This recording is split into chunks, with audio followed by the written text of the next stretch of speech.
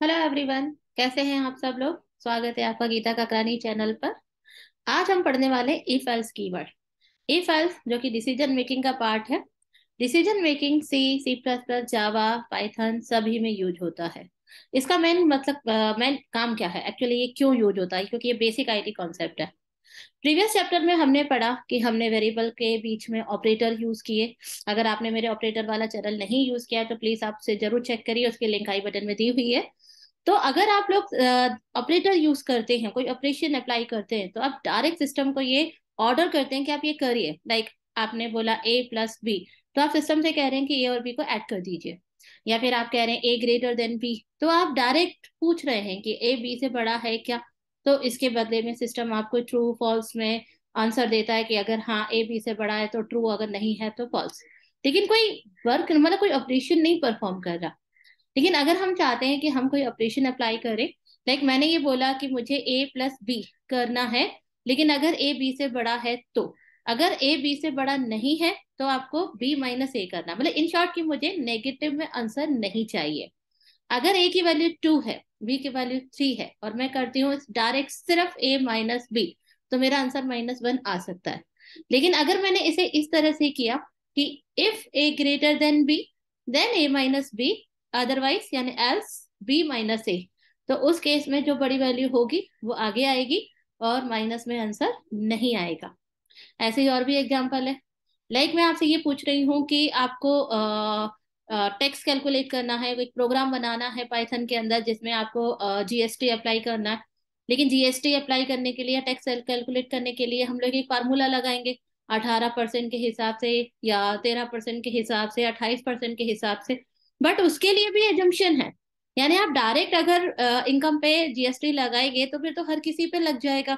लेकिन एजम्पशन है कि भाई अगर 5 लाख 7 लाख से सैलरी ऊपर है या इनकम ऊपर है तो ही जीएसटी लगाना है। तो इस तरह से आपको ऑपरेशन अप्लाई करना है तो ऑब्वियसली पहले आपको कंडीशन लगानी होगी। या फिर अगर हम ऐसा सवाल बनाना चाहते हैं जिसमें हमने टोटल निकाला, मार्क्स निकालना, अब हम स्टेटस प्रिंट कराना चाहते हैं पास या फेल का। लेकिन पास होने के लिए तो आपको ऑब्वियसली एक पड़ाव पार करना पड़ेगा, यानी कि आपका एक परसेंटेज, एक लिमिट होती है कि इससे ऊपर होगा तो ही पास होगे, नहीं तो आप फेल हो जाएंगे।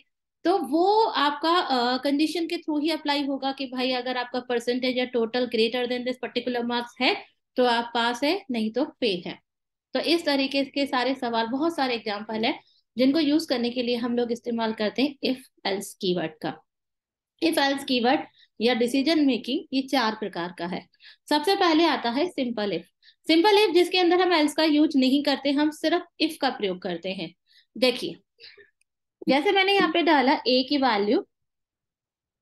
वैल्यू और मैंने इसकी वैल्यू रखी 12, और मैंने नीचे सिस्टर कंडीशन रखी इफ।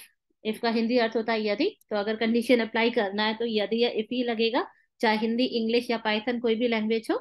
मैंने यहाँ पे लिखा यदि ए ग्रेटर देन 10 है तो के लिए लगेगा कॉलन।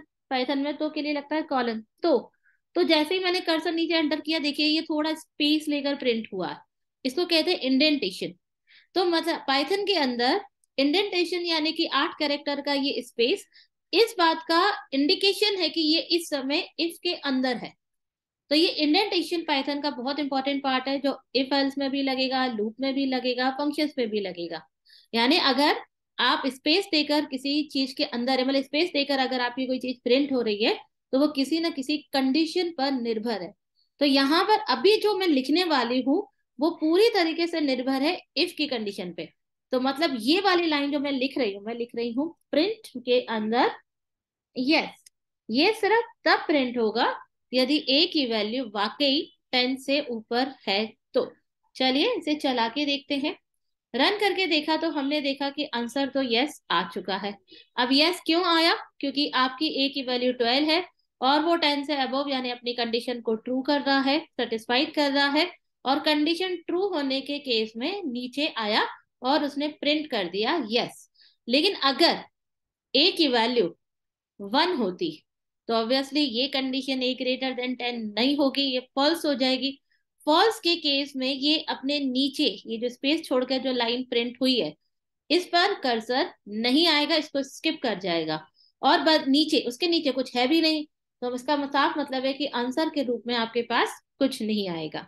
तो ये है सिंपल इफ, जिसमें एक ऑपरेशन है जो टोटली डिपेंड है सिर्फ कंडीशन पर। सिंपल इफ के अंदर एल्स नहीं होता, सिर्फ एक कंडीशन होती है और जिस पर डिपेंड है ऑपरेशन। कंडीशन ट्रू होगी तो ऑपरेशन चलेगा, कंडीशन ट्रू नहीं होगी तो कुछ भी नहीं होगा। लेकिन आप चाहते हैं कि नहीं, कुछ ना कुछ तो प्रिंट हो, यानी ए ग्रेटर देन अगर 10 है, ट्रू है, तो प्रिंट हो यस। नहीं तो, नहीं तो के लिए इस्तेमाल होगा एल्स।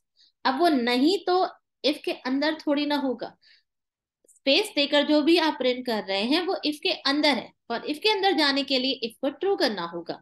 लेकिन नहीं तो इफ के फॉल्स होने का इंडिकेशन है, तो वो इफ के अंदर नहीं होगा, वो इफ के बराबरी पे होगा। तो आप ये देख सकते हैं इफ की बराबरी पर मैंने लिखा एल्स। एल्स का मतलब है नहीं तो। नहीं तो क्या, अब आप देखिए फिर मैं एल्स के अंदर ही हूँ, क्योंकि नहीं तो को प्रिंट करने के लिए मुझे एल्स के अंदर ही तो रहना होगा। तो फिर अब एल्स का ब्लॉक चालू हुआ, जिसमें मैं बोल रही हूँ नहीं तो प्रिंट कर लो नो। चलिए रन करके देखते हैं। Just minute. और ओके, आंसर इज नो, क्योंकि आपकी कंडीशन फॉल्स हो रही है। तो इसे कहते हैं सिंपल इफ, अगर बिना एल्स के है तो। लेकिन अगर आपके पास एल्स भी है तो ये डबल डबल डबल ऑपरेशन है, जिसमें हम इफ एल्स दोनों का इस्तेमाल कर रहे हैं। बहुत सारे सवाल इसमें बनते हैं और उसके बहुत सारे एग्जाम्पल मैं आपको गिटअप में अपनी लिंक शेयर कर दूंगी, जिसमें मैं बहुत सारे एग्जाम्पल इफ एल्स के देने वाली हूँ, जिसे देखकर आप बहुत अच्छे से सीख सकते हैं। लेकिन यहाँ हमें सिर्फ कॉन्सेप्ट पे डिस्कस करना है। लेकिन कोई भी डाउट आता है तो आप मुझसे जरूर पूछ सकते हैं। कोई ऐसा क्वेश्चन है जो इफ एल्स से बनाना है और आपको नहीं बन रहा, तो आप मुझसे डायरेक्ट पूछ सकते हैं, कमेंट कर सकते हैं। चलिए हम अपने नेक्स्ट पे आते हैं, जिसमें हमने लिखा है नेस्टेड इफ। नेस्टेड इफ का मतलब होता है के अंदर। जैसे अपन कटोरे के अंदर कटोरा रखते हैं तो दिस इज अ नेस्टेड कटोरा, बिल्कुल उसी तरीके से इफ के अंदर इफ है तो this is a nested if. तो इफ के अंदर इफ का क्या कॉन्सेप्ट है? तो कई बार क्या होता है, हमारी एक कंडीशन जब ट्रू होती है, तो वो ट्रू होने के बाद हमें एक और कंडीशन फेस होती है, तो उसे हम कहते हैं नेस्टेड इफ।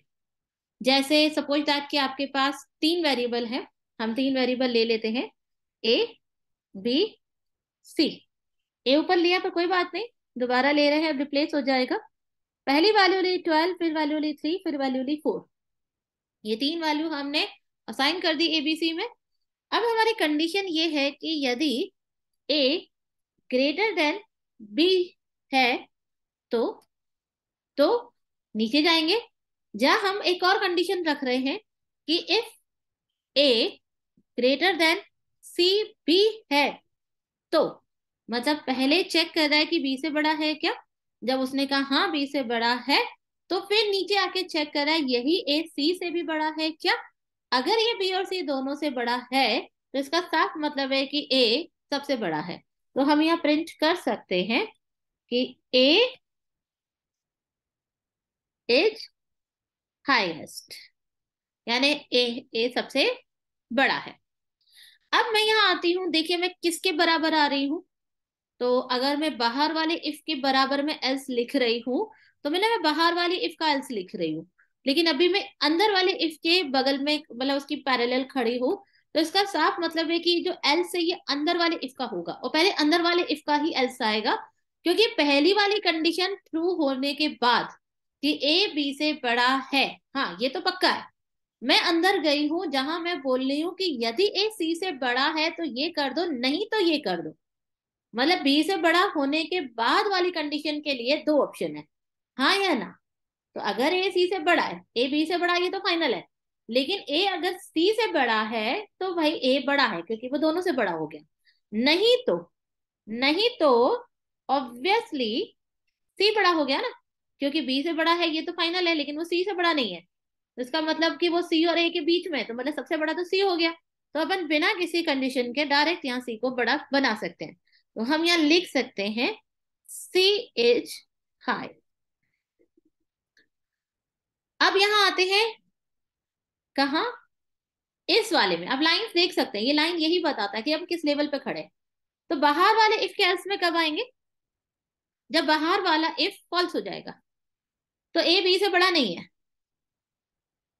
ठीक है भाई, अब आपका ए बी से बड़ा नहीं है तो हम डायरेक्ट एल्स में आ जाएंगे, ये अंदर जाएंगे ही नहीं, ना इफ पढ़ेंगे ना एल्स पढ़ेंगे, वहां से अब हमारा वास्ता ही नहीं है, डायरेक्ट जंप हो जाएगा कहाँ, एल्स पे।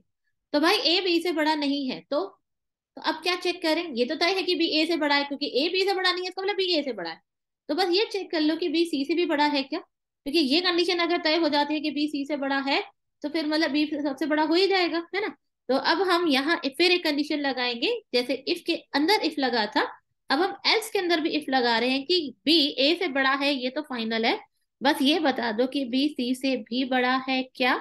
अगर बी सी से भी बड़ा है तो बिना किसी समस्या के आप यहाँ पे प्रिंट कर सकते हैं कि बी इज हाई, क्योंकि ए से बड़ा है, सी से बड़ा हो गया, बस हो गया बी हाई। लेकिन अगर ए छोटा है, मतलब एल्स में आए हैं तो ए छोटा है क्योंकि बी बड़ा है, तभी तो एल्स में आए, लेकिन बी सी से बड़ा नहीं है, तो बात फिर से वही बात आ गई कि बी फिर ए और सी के बीच का होगा, तो मतलब कि सी बड़ा है। तो हम यहाँ पे प्रिंट कर सकते हैं सी इज हाई। तो ये सवाल था हमारा नेस्टेड इफ के अंदर इफ यूज अगर करते हैं तो ये कहलाता है नेस्टेड इफ। तो आप देख सकते हो इफ के अंदर इफ, तो ये हो गया नेस्टेड इफ। अब अगर मैं इसे रन करती हूँ तो इसने ये बोला ए इज हाईएस्ट, क्योंकि ए बी से भी बड़ा है, ए सी से भी बड़ा है, क्योंकि ए 12 है, वो 3 और 4 दोनों से बड़ा है, जिसकी वजह से ये वाली आंसर, ये वाली मैसेज प्रिंट हो गई। लेकिन अगर मैंने यहाँ पे करा होता 40, तो आप देखिए ए जो कि 12 है, बी से बड़ा है, ऑब्वियसली 3 से बड़ा है, अंदर गए, फिर उसने बोला क्या ए सी से बड़ा है, नहीं, क्योंकि ए 12 है, सी 40 है, तो ये चला जाता एल्स में, और फिर ये बोलता अच्छा सी बड़ा है, ऑब्वियसली सी बड़ा है। चलिए रन करके देखते हैं, सी इज हाई। लेकिन अगर हम यहां कर देते हैं इसको 300, तो फिर क्या होगा, क्या ए बी से बड़ा है, बिल्कुल भी नहीं, ए 12 है, बी 300 है, जम करके कहाँ आएंगे, एल्स में, जहां पे हमने बोला बी सी से बड़ा है क्या, बिल्कुल बी 300 है, और सी आपका 40 है, तो condition is true, B is high. तो हमने इसे भी प्रिंट कर दिया। तो आपने देखा कि नेस्टेड इफ की सहायता से हमने इस मल्टीपल कंडीशन को कितनी अच्छे से रिजल्ट किया, कितने अच्छे से ऑपरेट किया।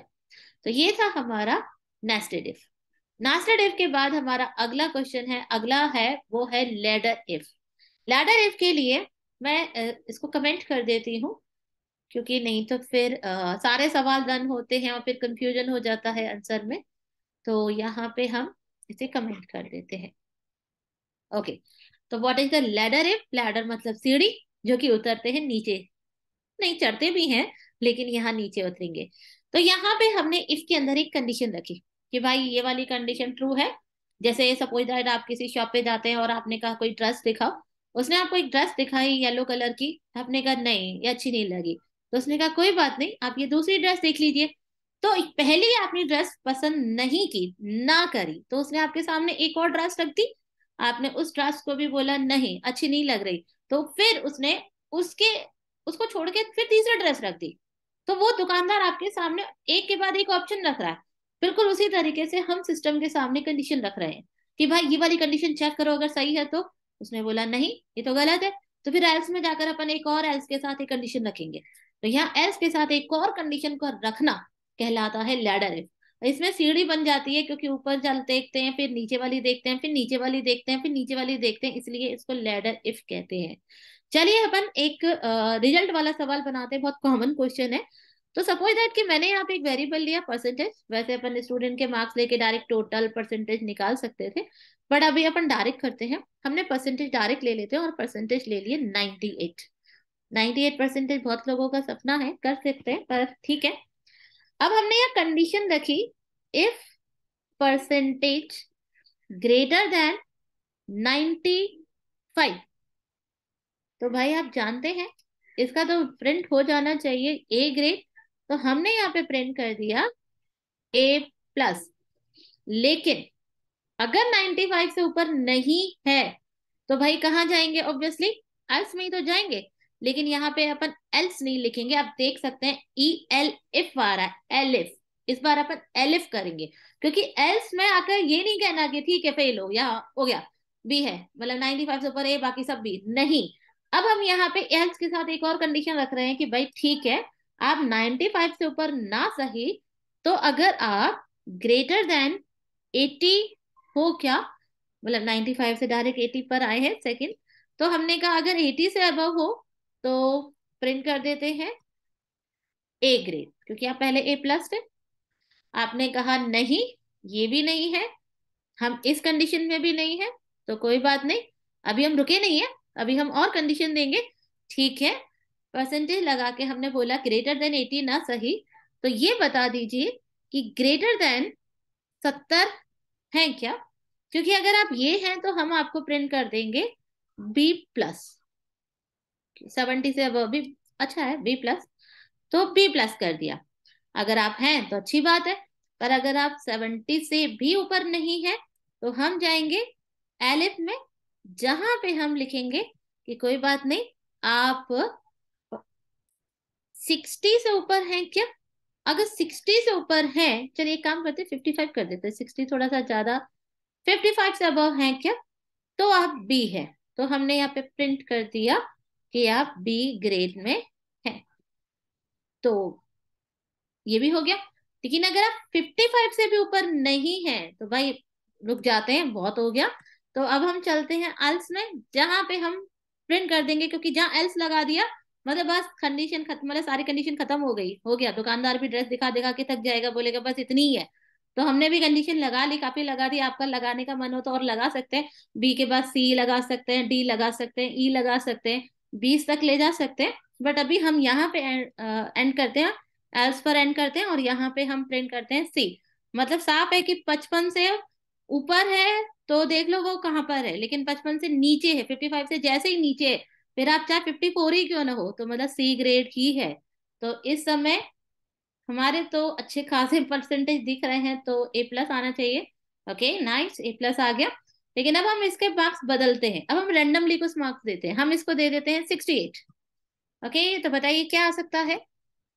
तो हम लोग यहाँ देखते हैं और हमें पता चलता है ये तो बी आ गया। तो ऑब्वियसली ये बी आना है, क्योंकि बी की कैटेगरी ये है कि वो 70 से अबव होता तो वो बी प्लस हो जाता, तो 70 से अबव नहीं है, तो मतलब 70 और 55 के बीच की रेंज बी है, तो 68 तो वही है। चलिए एक काम करते हैं, हम लोग 71 करके देखते हैं, तो रन करते हैं, इस बार बी प्लस है। नाइस। और अगर 7 अकेला कर दें तो वैसे इतने बुरे मार्क्स नहीं आने चाहिए। ओके सी। तो ये देखा आपने, चारों तरफ के इफ हमने पढ़ लिए। हम लोगों ने पढ़ लिया सिंपल इफ, जिसमें हमने एल्स का यूज नहीं किया था। इफ एल्स, जिसमें हमने दो ऑपरेशन रखे थे, जो एक ट्रू होने पर था, एक फॉल्स होने पर। नेस्टेड इफ, नेस्टेड इफ से बहुत कुछ बन सकता है, केबीसी बन सकता है, या क्विज राउंड बन सकता है, बहुत सारे सवाल नेस्टेड इफ में बनते हैं, और ये सारे एग्जांपल्स मैं अपनी किट लिंक में शेयर कर दूंगी। और फिर है लेडर इफ, लेडर इफ से भी बहुत सारे सवाल बनते हैं, जैसे अभी हमने परसेंटेज का बनाया। आप यहाँ पे रेस्टोरेंट बिलिंग सिस्टम बना सकते हैं, या कोई भी एक बिलिंग सॉफ्टवेयर बना सकते हैं, अच्छा सॉफ्टवेयर बनते हैं, बहुत सारी चीजें बन सकती हैं। तो ये कुछ एग्जाम्पल शेयर करेंगे।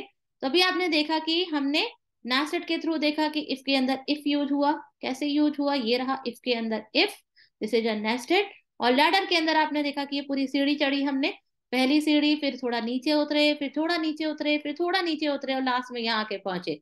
This is called ladder if. तो अगर आपको ये कंटेंट पसंद आया तो प्लीज इसे लाइक करिए, शेयर करिए, और यदि कोई डाउट होता है मुझसे कमेंट करिए, मुझसे पूछिए। Thank you.